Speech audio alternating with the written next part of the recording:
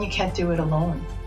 If you're a non-Indigenous organization, collaborating with Indigenous organizations is key and essential, because they're the ones that are going to be able to bring you the actual practical experience of what indigenization is and what it's meant to be. They are coming from generational learning, because as an Indigenous organization, we're the ones that are going to be able to show the way. Hello, Tanse. Welcome, welcome. I am so excited to be here today. We are elated to welcome you to our Let's Talk People and Culture webinar. We have some phenomenal panelists. We are just so grateful that you are all opening your hearts and minds and homes for some of you to let us come in and speak to you today.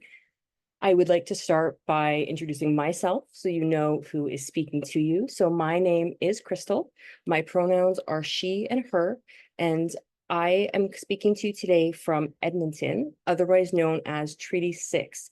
I am lucky enough to reside on my own homelands, but my ancestry actually lies a little bit more northern Alberta on Treaty 8 territory. So I'm representing the whole province today and bringing my ancestry from there, and I'm super excited to do that.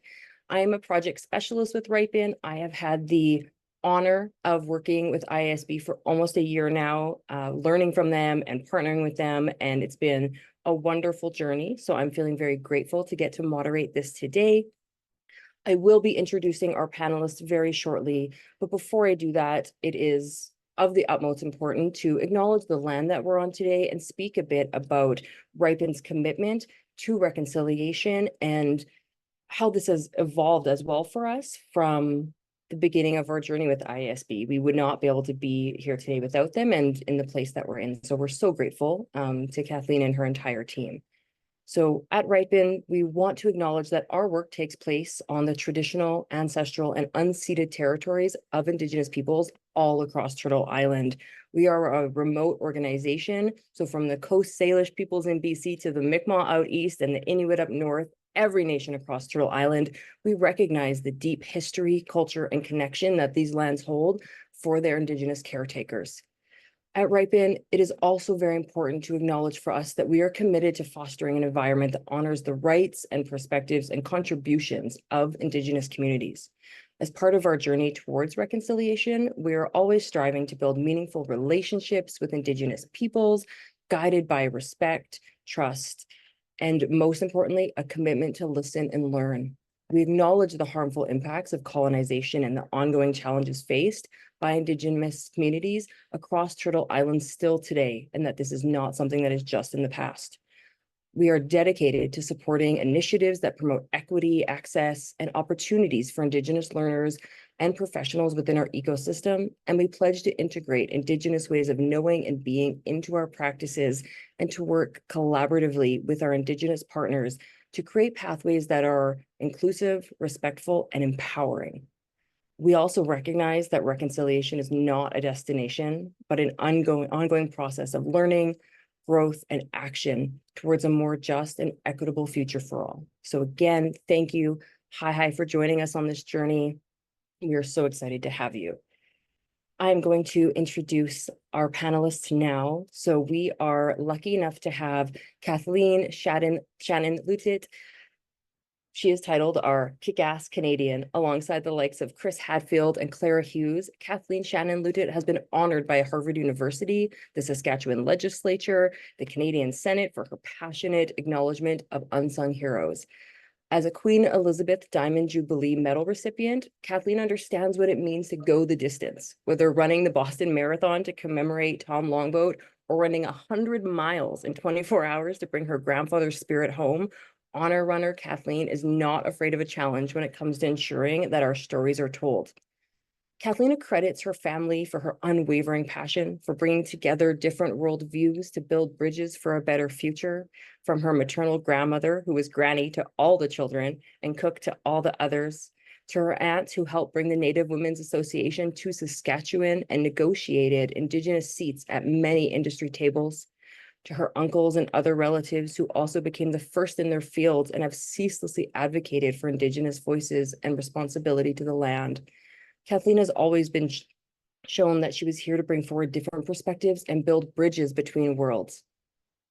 Kathaleen has always carried this generational passion in all aspects of her life, being the first female leak sealing technician in the entire world, proving women can excel in these spaces, or being the only female in an underground mine charged with everyone's safety and livelihood. Kathaleen has always persevered to break new ground. Kathaleen has over 3 decades of business and administration experience, including being the first Indigenous human resources rep for Saskatchewan's leading research and tech developer. Kathaleen has built new paths where none lay before, and as if that weren't enough, her many years of honor running would also help bring forward many historical acknowledgements of unsung Indigenous heroes, inspiring many others to come together and follow in her footsteps. With her ancestors by her side and her relatives inspiring her along the way, Kathaleen's life and extraordinary experiences have been preparing her to become the powerhouse mover, shaker, and absolute heartbeat behind the first ever International Indigenous Speakers Bureau. So we're so excited to have you, Kathaleen. We are also very lucky to have Carly Coughlin, a project manager at Riipen, who brings such a wealth of experience in project management, cross-functional collaboration. And Carly loves to help people connect, understanding diverse perspectives, empowering teams to do their best work. Her passion for creating inclusive environments and fostering meaningful connections truly sets her apart. I personally could say so much about Carly, this amazing woman, but I'm going to pass the mic over to her and give her the space to share her own story for you right now. Carly, go ahead. Thank you, Crystal. Hi, everyone. My name is Carly Coughlin, and typically I would introduce myself as a project manager here at Riipen, where I support our partners in operations, delivery, and ensuring that we demonstrate impact in their programs. However, with my time working with IISB, I've learned a lot about introductions, what it means, and in this spirit, I wanted to introduce myself as Carly. I am second generation Canadian. My grandparents moved to Canada from the Netherlands after the war had devastated their country, and they saw more opportunities here in Canada. I grew up in Southern Ontario and currently live in Uxbridge on the traditional territory of the Anishinaabe, Wendake, Winsio, Haudenosaunee, and Mississauga people. And thank you all for your patience with me as I'm learning to pronounce them on my journey there. I have 2 young children and I'm just entering my taxi phase of life. I'm running them around to all sports and their friends' houses. I also have my French bulldog Gunner with me. So if you hear him snorting, that is what's happening in the background. I am passionate about sport and I grew up playing competitive softball, particularly in the catcher position. So in retrospect, this was perfect training for my career. I love being on the field as a member of the team, but also as a team leader. The catcher position is the only player that sees the entire field. And with this, they lead the team, make sure everyone's in their position and informed about the strategy moving forward and the plays we're going to do. That is very much what I do today, supporting my colleagues and collaborators, making sure they have the tools that they need to do their best work. So with that, I've had the privilege of my career to work for companies of all sizes in sport, in fundraising, and now tech, and have a vast amount of experience working in our Western culture. In the past year, I've been on my own indigenization journey with the support of Kathaleen and IISB, and I'm really excited to share that with you today. With that, I'm going to hand it over to Kathaleen.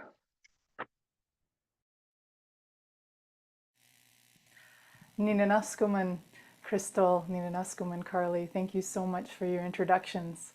And Danse Niwagamaganak, Kathaleen Shannon Loutitt Natsigasan, Treaty 6, Igwa, Treaty 8, Igwa, Homeland of the Métis, Utsinia, Neskumanan Nehiao Igwa Métis Esqueo, Nia Uma Nusemaskwa ISB, Nia Uma Okamawi when Epime Pantao Esqueo. Just really quickly, I wanted to say, bring in one of the languages of my family, which is Nehia or Cree, to introduce myself to you as Kathaleen Shannon Loutitt, and to let you know that I'm coming to you from Treaty 6 territory, homeland of the Métis, often referred to as Saskatoon. But I was born and raised in Treaty 8 territory and Treaty 6, and so I acknowledge both those spaces. And I am here today and have had the privilege of calling Treaty 6, this territory here, home for 20 years as an uninvited guest. And so I am grateful to be in space, with all of you, to be able to share this exciting journey that I myself and our family here at IISB has had the privilege of being on for these past 5 years. A little more about myself, and thank you, Carly, for talking about introduction and about how that shifts when you come into an Indigenous perspective. I always remember my grandmother saying very intentfully, don't forget who you are or where you come from. Don't ever forget that. And when I was younger, I used to think that was kind of not just an obligation, but it was kind of a scolding. I felt like that I was doing something wrong, perhaps, that she might think that I would forget about her. But that's not really what it was. And as I got older, I began to recognize why she repeated that to me and to others in our family. It was because who we are and where we are from is not just a place or a space, and it's not just about where we stand in a particular moment. It's really about who we are connected to and who we are always connected to. And when we can remember that, and when we can be firmly grounded in that, one, we're never alone, and two, we're always grounded in who we are. And so I am grateful to my nukam, my grandmother, on my maternal side for drilling that into me. And so I will just add to my introduction in English and saying that I am of the Waniandis, I am of the Loutitts, I am of the Auges, I am of the Whites from Alexander Reserve, and of all my relatives from there out. And as an Indigenous person, we always say we have many, many cousins in the hundreds, and I acknowledge all of them and thank them for being a part of my journey. With that, I also want to say that I stand before you today as a result of the strength, the resilience, and the prayers of so many of my family members and relatives and many others who survived residential school, who have, and those that haven't, that whose stories have been left for us to learn from. I'm also here as a result of many relatives that were a part of the 60 Scoop, and of course of all of my relatives that are still healing and unfolding and working through intergenerational trauma, including myself. And so I just want to say that with all of them and each of their own spaces and journey, they continue to teach me, they continue to show and demonstrate to me that reclaiming and remembering who we are is not a moment in time, it's a constant journey.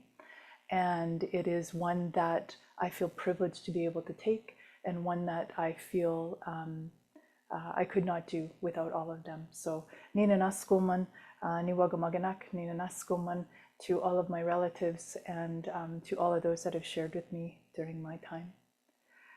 Before I pass it back to Crystal here, or before we go into something else, I just wanted to say in my introduction when I spoke in Cree, I also said that I am Nuse Maskwa of IISB, and which means Mama Bear, and as they refer to me here. And I take that role both as a privilege and a responsibility.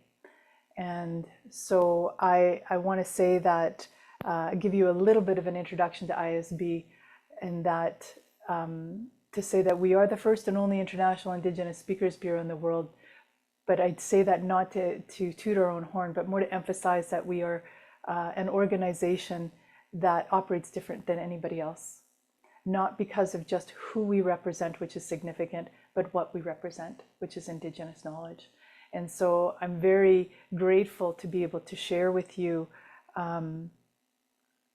some of the wisdom from some of our knowledge carriers in a beautiful video that gives you a little bit more insight about who and what IISB, and hopefully gives you a feel for all of our journeys together and why it's important that we be very conscious of doing that together. So, Nina Naskuman.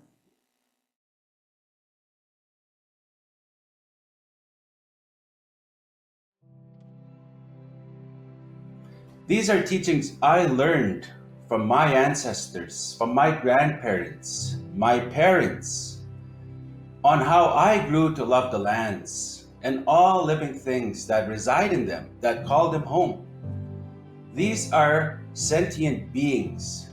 They are both the seen and the unseen. They are our relatives.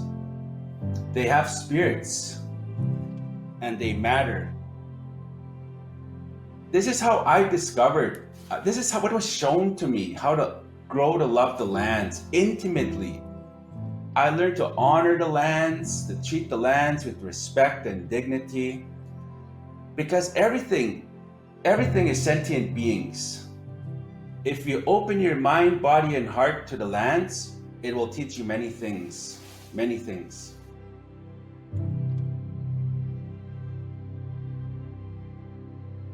In Indigenous understandings, Indigenous worldviews, we understand that at the core of everything, we are a culture of non-interference.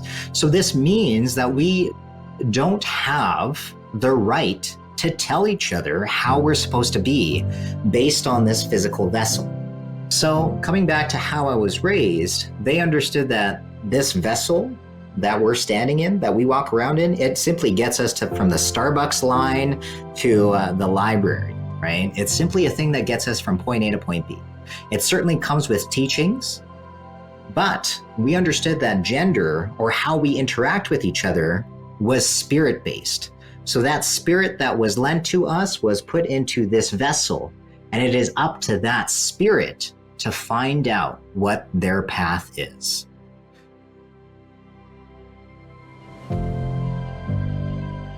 When I started learning about my culture, I started singing. When you're in residential school for 13 years, you lose your ability to speak or to sing, or your voice is not as strong as it could be, as it should be when you're at that age. So I had to really fight. I started singing traditional songs of my people, and that helped to actually release a lot of pain and sorrow in my body as well. It just helped so much. And so I sang, and then I became a storyteller. I started sharing stories about my culture, what little I was starting to learn.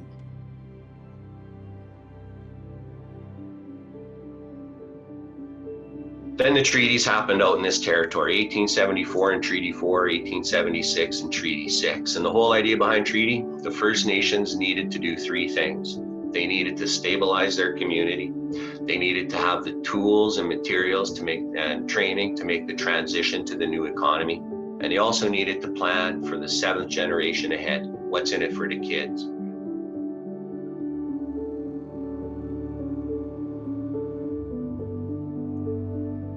Are you being a good ancestor? Are you thinking 7 generations in the future about the way people are investing? You know, some people say, you know, we are our ancestors' pule. We are our ancestors' prayers.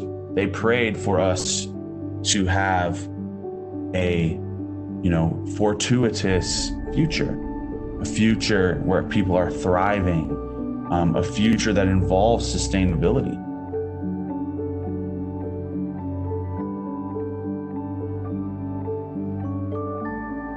Think of our acts as having ripple effects.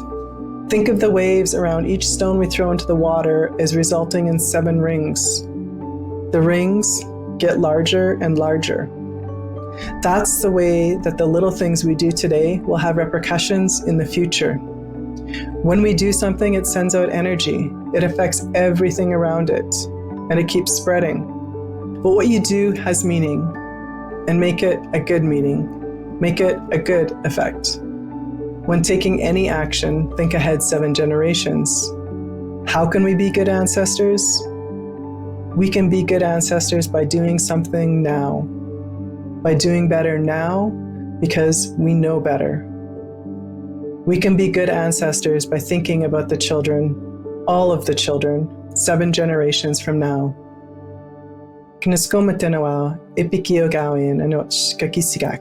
Thank you all for visiting with me today.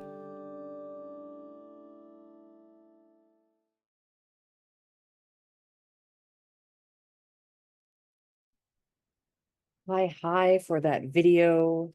I spoke with Kathaleen very early on in my journey with Riipen and had mentioned the ripple effect. And she was like, do I have something to show you? And I got to see that video, and I've seen it a couple times. And as both an Indigenous woman, who's only here because of a residential school survivor, as a queer woman, every time I watch that video, it still makes me tear up. It still makes me emotional and invokes feelings. So I'm always happy to see it. So hi for sharing. I'm so glad we were able to show it with everyone today. Keeping that in mind, thinking of 7 generations ahead and the foundation we're building here, Kathaleen, can you talk to us a bit about how this relationship began and where we see it going? Naskumanan, Crystal, thank you so much. Yeah, that I have watched that video, I want to say hundreds of times, and every single time it is such powerful medicine, and it goes deep. It really speaks deep. Well, I will definitely say that when we created IISB, we knew that we were here to be bridge builders, that we were here to build a bridge between primarily the Indigenous and non-Indigenous world.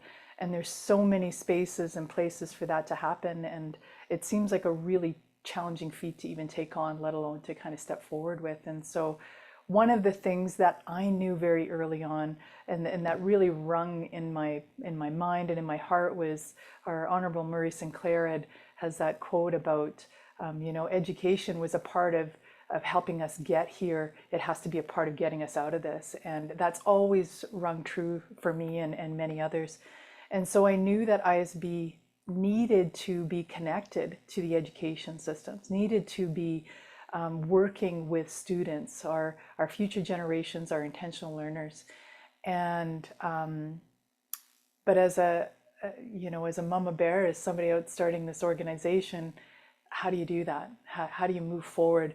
It's a ginormous feat to think of which university do I go to, which schools do I go to, how do I engage, who do I engage with? That's a big task in itself, and it literally could be the whole career. And so one of the things that I've discovered when I listen well to my ancestors and I follow in the footsteps that they're asking me to, in the path that they're asking me to take, things will line up. And lo and behold, for me, as serendipity would have it, I got an outreach by somebody from Riipen. His name was Vitaly, and he was my first introduction to Riipen. And literally it was like Riipen came as this angel, as I was just calling for, how do we connect with all these universities? How do we connect with all these students and intentional learners? And then I got introduced to Riipen, and I said, we need to work together. We need to come together. There is no way we can do this alone. And so with that, getting to meet many other family members and from Riipen, and getting to know more about each of them, because for me, the essence of how an organization succeeds has to do with the family that is carrying it forward. And so we were very fortunate that Riipen's family members have always been interested in building these bridges and walking this road together. And so that's been one big part. I will say that for us as an organization, and not to go too deep into it, because I think our other webinars in this series that are specific about employers and business structure and that, and then the student one, we can dive deeper into it. But I will say that IISB would never have been able to create the capacity that it has or continue to grow and expand without the relationship and this collaboration with Riipen and their willingness to take an indigenization journey, because that is one of our commitments here at IISB, is that we only collaborate with those that are intentional about their indigenization journey. And that's definitely been the case for us with Riipen right from the start. I love that. Hi. Carly, you mentioned in your introduction that it's a learning journey for you. And I would love if, from your perspective, you could share what the journey has felt like, and maybe some of the ways your mind had to shift or the processes had to shift to make this collaboration and relationship continue to excel. That would be lovely. Absolutely. I think expectation is the best way to start that. I didn't know what my expectations were, but coming from what I now understand as a Western lens, there was definitely a checklist. of, I believe we need to accomplish X, Y, Z to get to our end goal. And what I've been learning over the last year is it's not that clear cut. It's about building deep relationships, understanding perspectives, understanding barriers and opportunities. And we know where we want to go, which we can share a little bit more on a little bit later. But it's not where we end up is not necessarily where we're planning to go today. The other part that I'd add, and I didn't necessarily have this perspective at the time, is we saw in the video the talk of seven generations. Our Western perspective is that if we want to accomplish something, we're going to accomplish it in X amount of time, usually at work, probably within a year. We're just going to be able to check that right off the list. And what I've learned is this is really a generational journey. So Riipen's, well, really my role at Riipen right now, because I'm not the first to work with IISB, but also Riipen as a whole, we're taking steps forward in this journey on behalf of others and on behalf of the future, and taking us where we need to go. It's not something that I might be able to put on my resume at the end with very specific metrics of we accomplished X, Y, and Z in 6 months. And I'll be honest, that was very hard at first. As a project manager and someone who loves checklists, and thinking about it more, I feel that's actually more true to who I am as an individual, which feels pretty good in reflection later on. Yeah, absolutely. Absolutely. We can't talk about where we're going or where we're ending up without talking about a bit of the bumps and the hurdles we had to overcome. We know any journey will always have them. So I would love, Carly, if you could share from your perspective what some of those hurdles have been. Yeah, absolutely. I think every time that we change someone who's worked with IISB, there is a learning curve. And I can imagine, I'll let Kathaleen, you can speak to that more. But it must be exhausting from your end, having to teach someone new every time. So first of all, we're really appreciative with that and understand that there's bumps from your end and going through that. Also from our end, our collaboration is not as simple as one or two people. We really bring our organizations together, which means meeting new individuals every time. So bringing them in to understand this new perspective can also be a challenge. And just making sure that we're all fostering the relationship and taking care of it while trying to accomplish, again, kind of our Western checklist as you bring more in. I think that's been a bump and a learning along the way, and changing the perspective and the perspective of colleagues as well. Absolutely. I would love to get Kathaleen's perspective on that as well. From your side, Kathaleen, what have been a couple of the bumps and how have we navigated them? Thank you, Crystal. Thank you, Carly. And thank you for touching on some of the most important things. I think one of the things that I want to premise some of my response to this, to what Carly has said, is really bringing to the forefront the understanding that we're talking about two completely different worldviews. We're not just talking about ways of thinking about something, we're talking about ways of being and ways of doing. And I always give this example to everybody to try and bring into context the difference in a way of teaching and learning and more. Is I often say to folks that if you want to understand the difference between an Indigenous way of teaching and learning and a Western way of teaching and learning, it can be summed up in one movie, and it's called Karate Kid. And whether it's the old version or the new version, I always tell folks, you know, in that storyline, there's a young person who wants to learn karate. And when that teacher finally takes them on, the first thing that they have them doing is something that doesn't seem like karate. And for those that are in my timeline, it was Daniel. And Daniel, the first thing he was doing was painting houses and washing cars. And wanting to be the good student, you know, Daniel complies to what was asked of him by his teacher. But after a few weeks, he gets frustrated. And he goes up to his teacher and he says, Miyagi, because I thought I was here to learn karate. but all I've been doing is your chores. When am I going to learn karate? And Miyagi looks at him and he says, Daniel, son, show me wax on and wax off. And for those that have watched that, in that moment, Daniel-san got to see that all this time he actually had been learning karate. But this part of him was the last place to know. That's very indicative of an Indigenous way of teaching and learning. You will learn through all other parts of your being first, and by the time it gets to your head to where it can be logicalized, it's gone through all parts of your being at least once. Where in the Western framework, it's just in reverse, where all the information is put here first with the intent of it going everywhere else. That's a really big deal to understand that, because what that means is, as a result of that teaching and learning, we have two completely different worldviews, two completely different ways of looking at this world, and two completely different libraries of solutions to all the challenges that we face in the world today. One of the issues is you can pretty much go anywhere in the world right now and get access to the Western way of teaching and learning.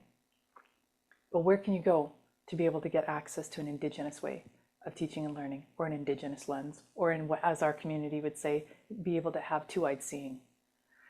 And so when you're looking to indigenize, first off, it's scary. It can be scary for both Indigenous and non-Indigenous, because it's a road not traveled. In every single indigenization journey is going to be different. However, there are some elements that are parallel.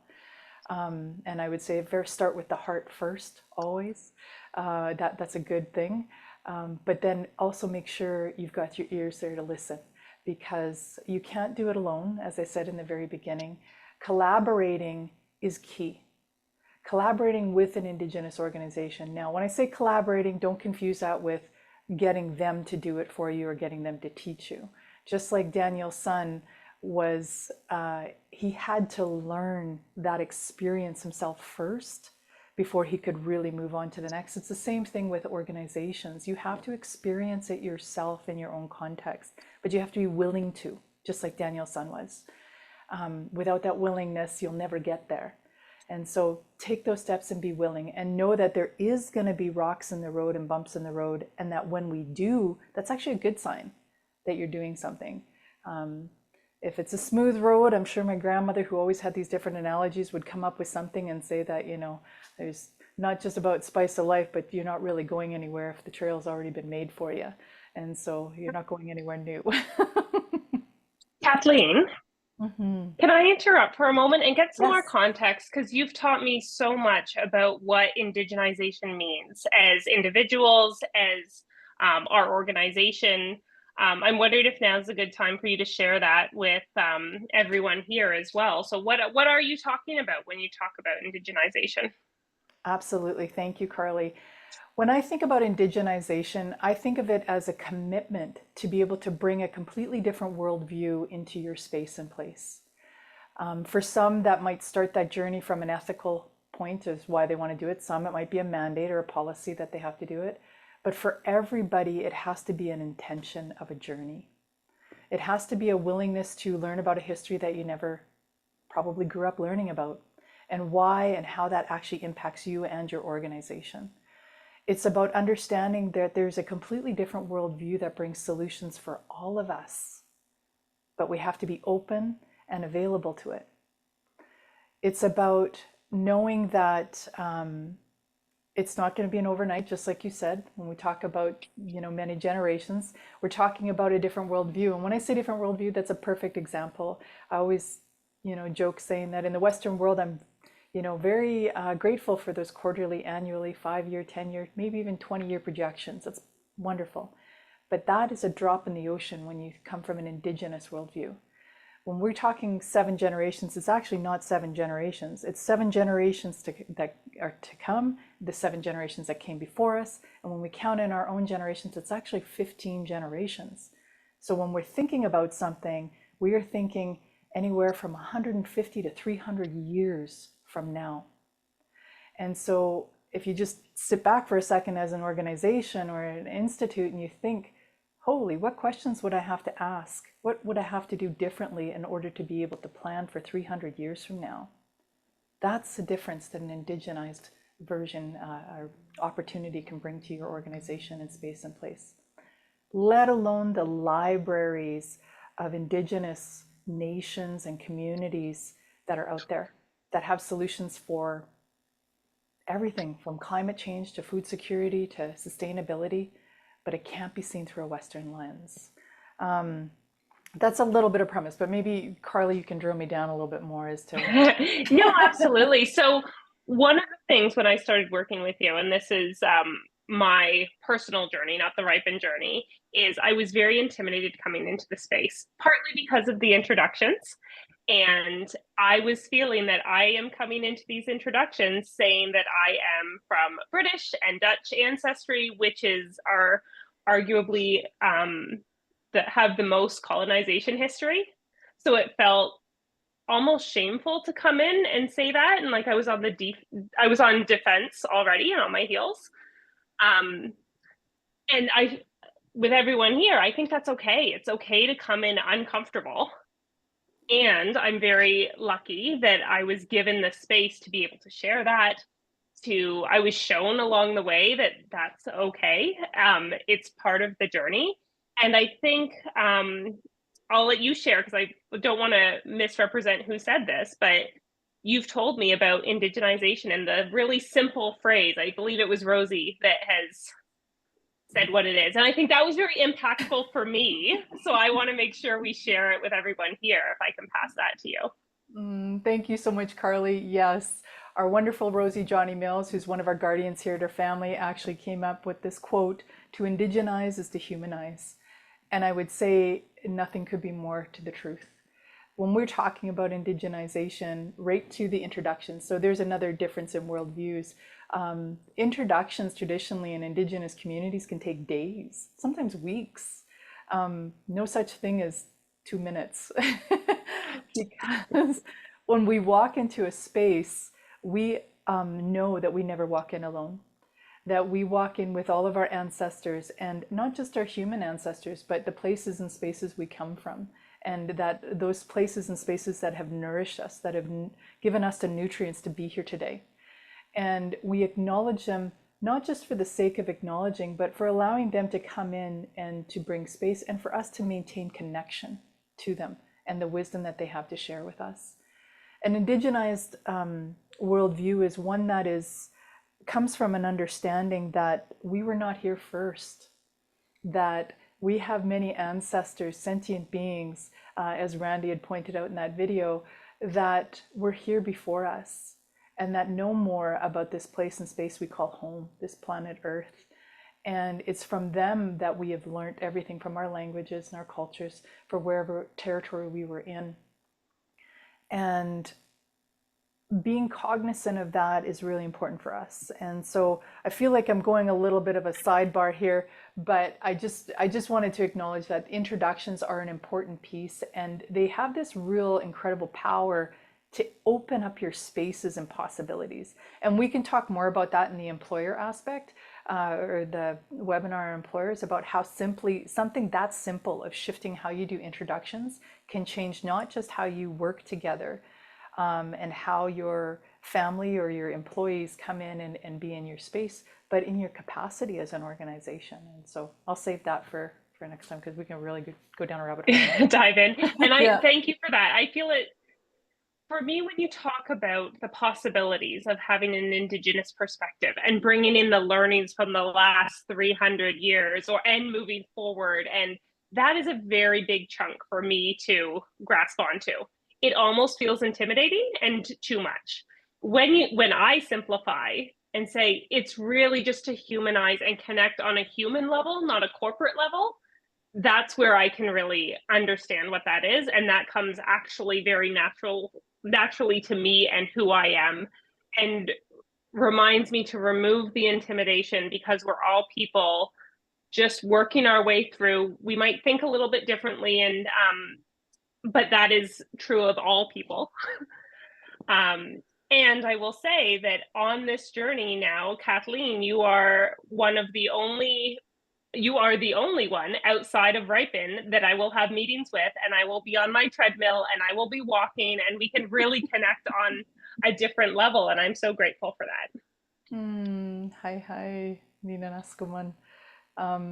Yeah, there's lots in there, and I think one of the key things that I love audience members to really take away is that exactly that. It's to humanize our spaces. And it's not to say that a Western world isn't a humanized space or wanting to come from that intention.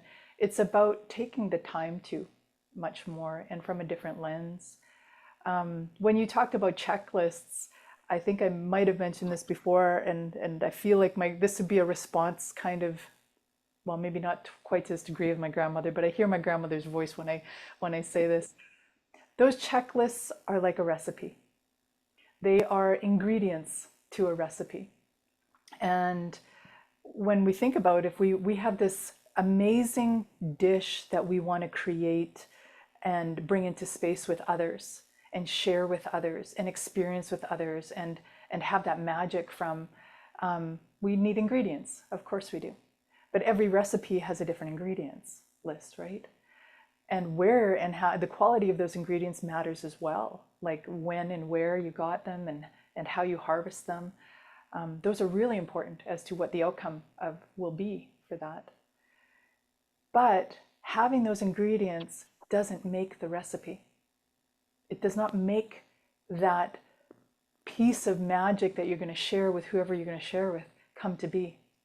It requires your love and attention. It requires you to come in and put everything together and be there and be mindful of it all along the way.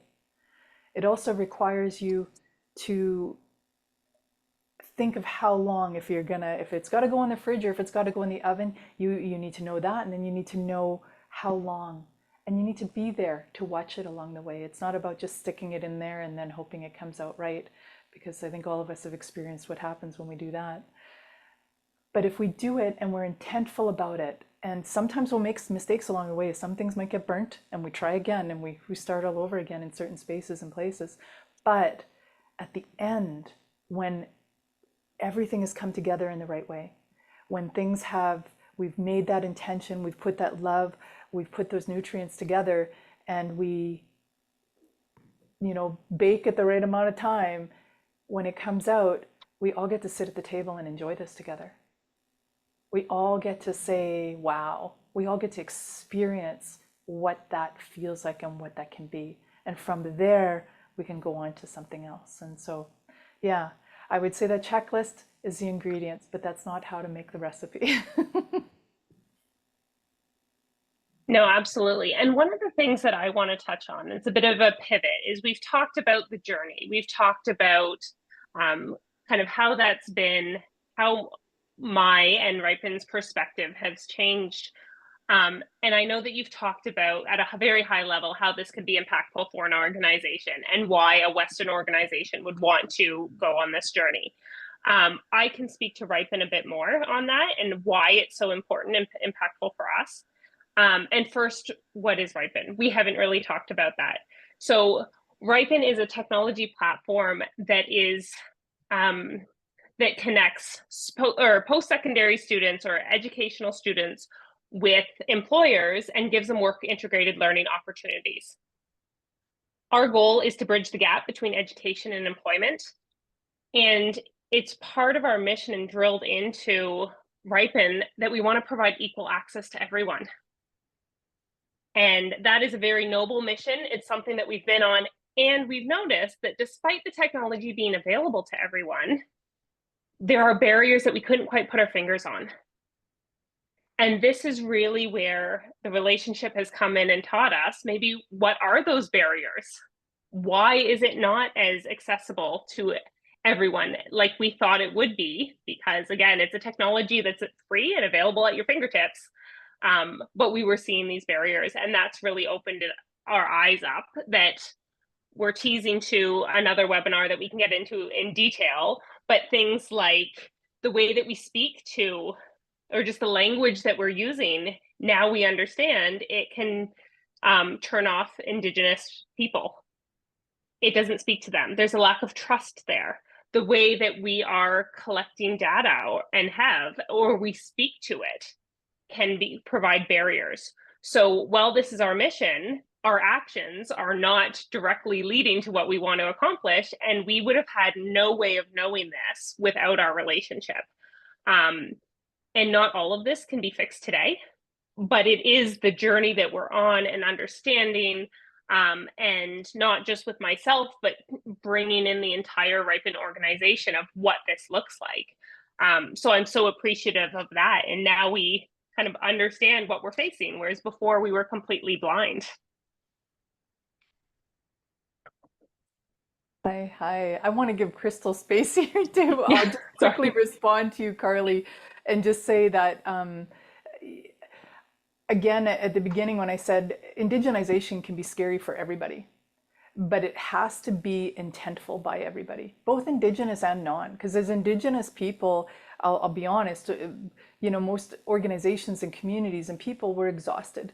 We're exhausted not only because of all the healing and the transformation we have to do within our own communities, but to the non-Indigenous world that's only now waking up to a history they weren't aware of, and all the things that the systemic barriers that they have built into their processes and their ways of being that they're not aware of. There's a lot of learning to go on there. And how do we bridge that gap where we're not extracting and we're not taxing the Indigenous communities anymore, but at the same time making space so that the non-Indigenous world can catch up and that the non-Indigenous world can start to make those spaces where need be. And so that's why I say it's not a walk that we take alone. We have to take it together, and we need to find what that together is. But I think the thing that I appreciate about Riipen is you were intentful of not being in the way, but getting out of the way. You understood that, one, nothing about us without us. Two, you understood that we were going to know the way to how to get to where we are, and that you wouldn't. And so you were willing to listen and willing to hear and willing to make necessary changes and shifts. And though it's come not all at once, it's been a bit of a slow walk for us in some ways until you got to a certain place where we can walk a little bit faster. But it's one that, because you have a lot to learn and to know about that you never got access to before. And so from an Indigenous vantage point, I know that we have to maintain patience. I know that I'm here as a result of my relatives, but part of that is also to respect and honor the grace that they have, and to know that what I can do today is going to make a big difference in what my future generations are going to have to do in going forward. And I'd say that for everybody. And so it's definitely to our advantage to make that journey together. Crystal, I would love to hear from you. I love that. We are getting some really great questions come in, and we're going to pivot to that in just a second. But I think something that is important for me to share is the journey that Riipen has gone through and the impact this has had outside of the relationship. So I came into Riipen as, to my best of my knowledge, the only Indigenous employee at the organization. And it is not lost on me that the bridges have been built for me to be able to do things like call my CEO into a meeting and say, hey, what are we doing for the Indigenous community? What are your intentions? What is your commitment towards reconciliation? And have him eagerly answer me and enjoy the conversation and invite further conversation. And there's a lot of CEOs that are not open to that and would not want to have that, and their door is not ready for that at all. And so I love that this has built a foundation, and the ripple effect has gone throughout the rest of Riipen, where I can comfortably speak up if something doesn't feel right, or I can give input, or it's already done for me and it is done the right way. And I don't have to do that because of the learnings that have come from this relationship building and kind of growing roots throughout the rest of the organization, which I absolutely love. I love so much. So I'm exceptionally grateful as an employee of Riipen for the work that has been done, because it makes it a safer space for me, and it makes me more comfortable if I wanted to ever bring more folks on that were Indigenous, to know that they would be in a safe space and that their voice would be welcome and heard and their thoughts would be actioned, which is amazing to me. Oh, we have so many good questions are popping in, so we are going to hop into some of those. myself and my counterpart, my marketing guru, Jen, will support. If we start to run a little bit over, we're going to do our best to keep us on track, but please feel free, folks, to stick around as we're going to answer as many as we can. We got a lot of really great questions that we are saving for our next two webinars as they get touched on in those. So please stay tuned for those as well. And then after we get through some of these questions, Kathaleen will close us out and make sure that we're all summed up really nicely and that we know the exact next steps so we can connect on our next webinar. I would say the first question, so we actually got asked ahead of time and also asked here is really what is the indigenization process and how do we actually get started with it? Where do we go from here? What are our next steps when we leave this room? Would you like me to jump in on that one? Okay. Well, the first part always I would say is know that is coming from here, is making sure that you are heartfelt, that you truly want to do this. And the reason why I say from here and not from here is because if you're coming from here, you're coming from a logical way. You're analytically coming as a strategy, as a checklist, as we talked about, getting those ingredients. And though that's important to have those ingredients and know those, coming from here is what's going to really fuel you going forward. It's the part that you're about to walk into what might be the complete unknown. And it's going to be the drive from this that's going to keep propelling you forward. And it may be not just one unknown, it might be again and again and again.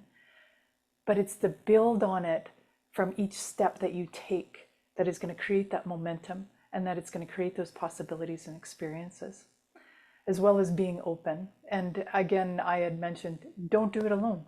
Find who you can collaborate with, explore, and it might not be the first one you come across, it might not be the second, it might not be the third, but don't stop looking for who you can collaborate with. And it may be more than one, but there's many out there that are willing to share their perspective and many for you to learn from. So have that willingness from here first. I love that.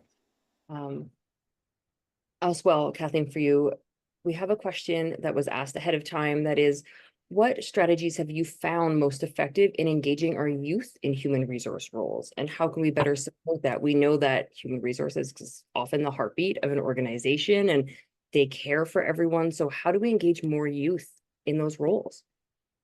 That's a great question. I love it. Well, one of the first things that I will say is language is key. Having been in human resource and MIN for a number of decades, language in a lot of our policies and a lot of the steps that we try to take forward can have the biggest impact as to whether or not somebody else is invited.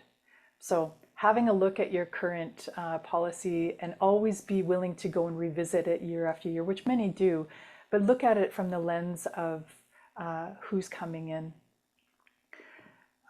This is such a big question. It's like there's so many different ways to answer this or bring forward so many different things on this. The other thing I would say, like here at IISB, we don't say human resource, we say people and culture. And I will say we actually got that name from a representative at Riipen.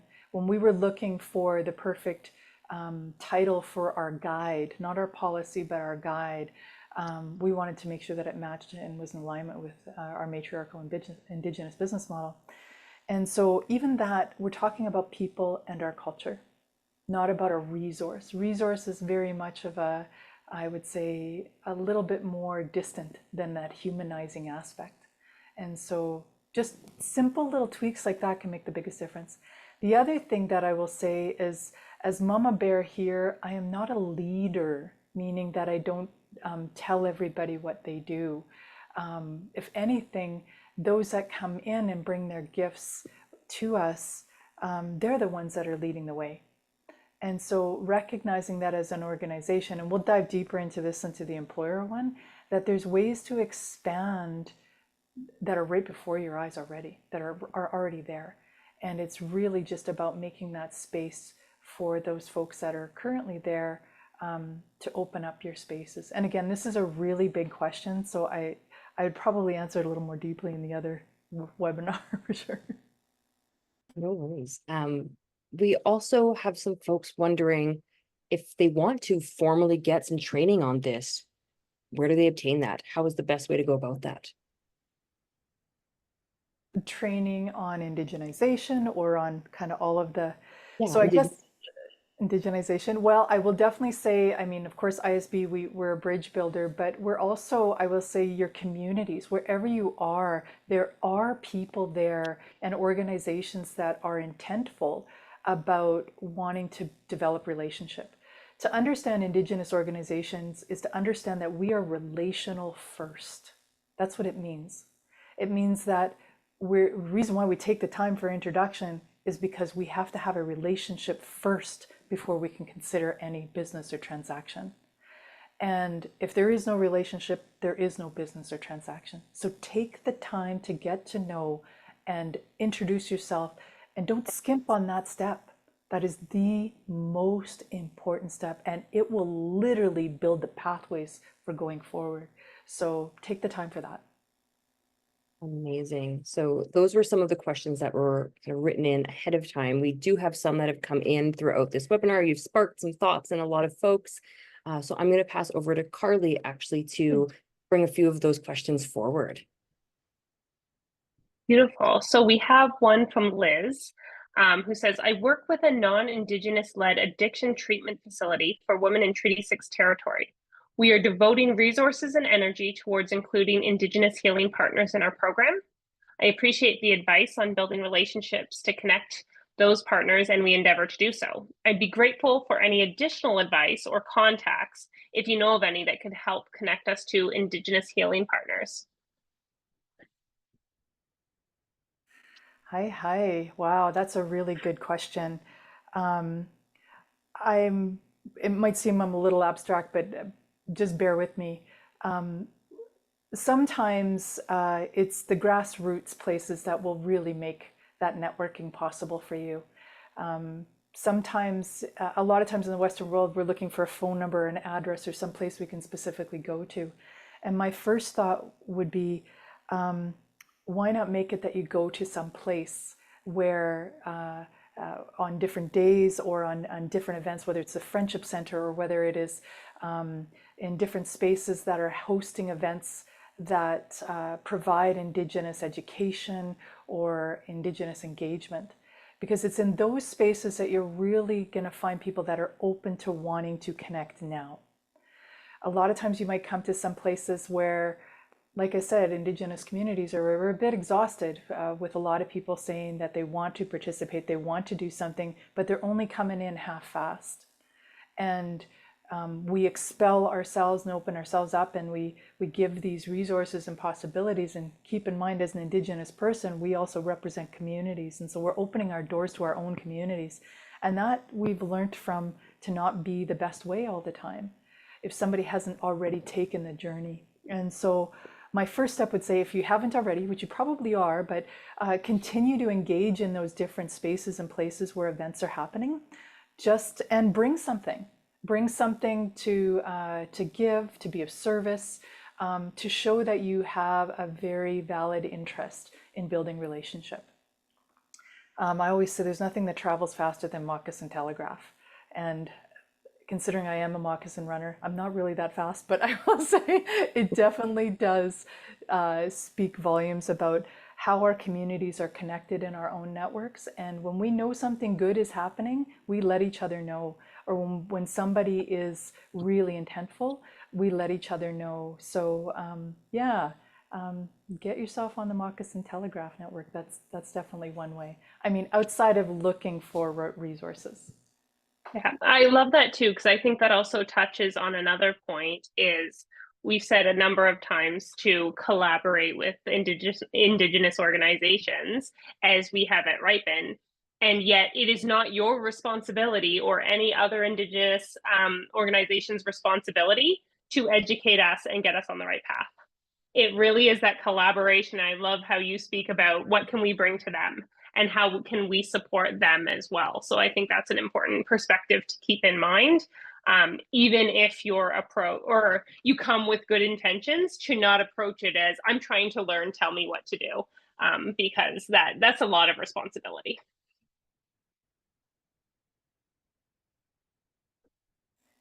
All right. So we've got a question from Melody saying, I was told recently that introduction is not to be done by someone of the territory. Can you explain more when the time is appropriate? I'm not sure I understand the question that they're asking on that one. When it comes to land acknowledgement or personal introduction, I'm not sure on that one. And what I can say is that wherever you are and whatever space that you are having the privilege to reside in, is to get to know the community of that, the traditional people of that territory, and get to know what is appropriate in that space for them. I think land acknowledgements is a whole nother conversation. There's many great folks out there speaking about it, and a real intent about land acknowledgements, and how it's, again, you know, back to the thing about recipe, knowing who, where, what is where you're from is an important ingredient, but how you bring it together and what it really means to you is the biggest part about making something happen at the end of this. And so there's some missing pieces in there. One quick thing that I'll just add on, which is a little bit in here, but also a segue from the previous question. One thing that I want to mention to folks is, in your organization, when you have somebody, whether they're Indigenous or not, that has worked for any length of time at creating relations with Indigenous communities, be very, very mindful of that. Be very, very respectful of that person who is holding that role for you in your organization. Because your relationship with a community or different people can be literally severed by severing that person. Because that's who they connected with, that's who they go to first, that's who they've built the relationship with. So when you bring somebody in those roles and those positions, or if they've taken it on and they've managed to create relation, recognize the significance that that is for your organization, because it's going to be harder for somebody new to come into a community and expect to pick up where somebody else left off, because now we've got to develop that relationship all over again. Yeah, I think for me, that really rings true with my Western view as well. Having been in fundraising and in major gifts fundraising, which is significant amounts of money, one of the first things you learn is that people give to people they have relationships with. So if you change organizations and your role as a fundraiser was once in healthcare and now it's moved over to something else, there's a good chance that your close relationships will move with you and give. They may continue to give places they're passionate with, but that relationship is so incredibly important. All right, I think we're going to try and take on a couple more, just being respectful of time. Just really quickly, I see somebody asked me for my grandmother's name, and just to honor my grandmother. So many people know me as Shannon Loutitt, but in my new season of life, I've invoked my other name that I was gifted from my grandmother, which is Kathaleen. So my grandmother's name is Kathaleen Loutitt. I'm the eldest daughter of the eldest daughter of the eldest daughter, and the eldest granddaughter to our matriarch. So hi. Beautiful. All right, so here's one. Does indigenization help with employee retention? I'd like to pass this to you, but I have some things to add as well. Absolutely. I will just simply say it's absolutely essential, and not just for Indigenous. Again, keep in mind this quote, to indigenize is to humanize. When we look at taking care of the most vulnerable, the most invisible, the most, the demographic that has yet to be truly acknowledged, the domino effect that it has for everybody else is really profound. And so, yeah, it definitely will help with everybody. Yeah, and I think you covered what I was going to say as well. It's just that humanization, the looking at people from lenses as not you are a cog in our corporate wheel. You have gifts that you can bring, and just looking them as a person, respecting them in that way. That is so crucial for employee retention. All right, here's one I know you'll just want to barely touch on, Kathaleen. What is one way HR can keep Indigenous data sovereignty in mind? The big question. Yeah, the very first thing that I will say I say this to every organization. If you are not aware of what Indigenous data sovereignty is, if you have not begun the process of adjusting your policies and practices in your organization to be in alignment with Indigenous data sovereignty, get on it now. It's, I say, the next tsunami coming. And if you're not there, you're going to get washed under by it. It's important not just for Indigenous communities, but for all communities and knowledge and the knowledge that we carry. Mm-hmm. Wonderful. And I know there's a couple of questions asking for some resources after this is completed, which we'll be sure to include in our follow-up email. And with that, Kathaleen, I just wanted to pass to you if there's anything else that you want to say to close this off. Just make sure that we've captured everything really important for this first webinar. Nina Naskum and Carly, I can't believe it's gone by that quickly. Yeah, there's just a couple of things. The first thing that I'd like to do is give an acknowledgement to all of the language carriers out there. For those that don't know, right now we are in, I will say, a language crisis in the world. The United Nations a couple of years back had declared around the world the Decade of Indigenous Languages. And the reason being is because within those languages are the libraries of solutions to all of the challenges, to many of the challenges that we have in the world today. And if we lose those languages, we all lose out. A real quick lesson around that. Language, when you hear an Indigenous person say, this is the language of the land, they're not being territorial. They're telling you that their language was literally born out of this land, from our way of observing the land, from living in symbiotic relation, and on and on. That language carries the understanding, the knowledge, the teachings, and the solutions in there of what belongs there and what doesn't, and what processes can and cannot be, which is instrumental in a lot of the things that we're looking for right now with the challenges that we're facing. But we are losing our languages so quickly. Right now we have 63 Indigenous languages in Canada, or on north of the border, but in 20 years, only 3 are set to survive. That ratio is the same around the world. And so if you think about each of those languages being a universal library of solutions, that's how quickly we're losing them for everybody. So it's in everybody's best interest to make sure that we are supporting the language carriers in any way possible. As an Indigenous person, I just want to say thank you to our language carriers, because as I'm on my journey of reclamation, and as many of my other relatives are as well, because we weren't able to be brought up with our language, thank you for holding that for us, and thank you for continuing to do so with limited resources and in the spaces and places that you do. As we go on today, and I really hope to see everybody back, because we're going to dive deep into some of the concrete things, including about why it's to your advantage as an organization, even from a Western lens, to indigenize, how it can build capacity of your organization, how it can build your human resource capacity, and how it can innovate, how you can innovate much more efficiently and in a way that you'd never experienced before. I want you to have the opportunity to think of, to engage in something that you may not have had the chance to know. We've all started to become aware of the residential school experience, and we're getting very close to September 30th. And that is a history that belongs to all of us. There is nobody that it doesn't belong to. Depending on whether you're Indigenous or not, means a lot as to what you inherit with that history and what your responsibility is for it.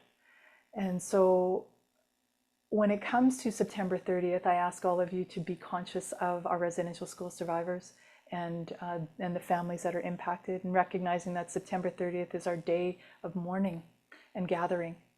And it's a day where we remember and spend space with each other about our history and what we have come through. But for those in the non-Indigenous community, this is your time to learn. This is your time to be intentional about making sure you know what you've inherited. And so one of the amazing folks, that there are so many of them that are here, but we're losing them more and more each day as far as our residential school survivors, is Phil Swebstad. And she, as all of you know, That Orange Shirt Day came from her story. And here at IISB, we believe that if a residential school survivor is willing to share their story, we only ever want them to share it once. It was enough that they lived it, but they're not responsible for our education.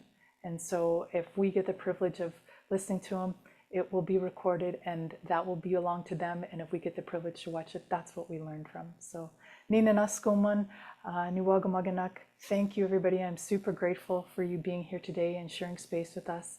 I look forward to this journey together. I hope to see you in the next series. And with that, I think we're going to leave you with a little bit of a trailer of the story that we have had the privilege of curating with Phyllis Webstad on her experience with residential school. Hi, hi. Hello to everyone. I'm Phyllis Webstad. I'm third generation Indian residential school survivor. When I attended the mission, there were 272 students. There weren't adults there to make it better or to tell us that we would be okay. Many went to their graves never telling their stories. And even many today do not want to talk about what happened to them there. All the survivors are adults today and elders, but when they were at those places, I hate to call them schools, they were children. They mattered.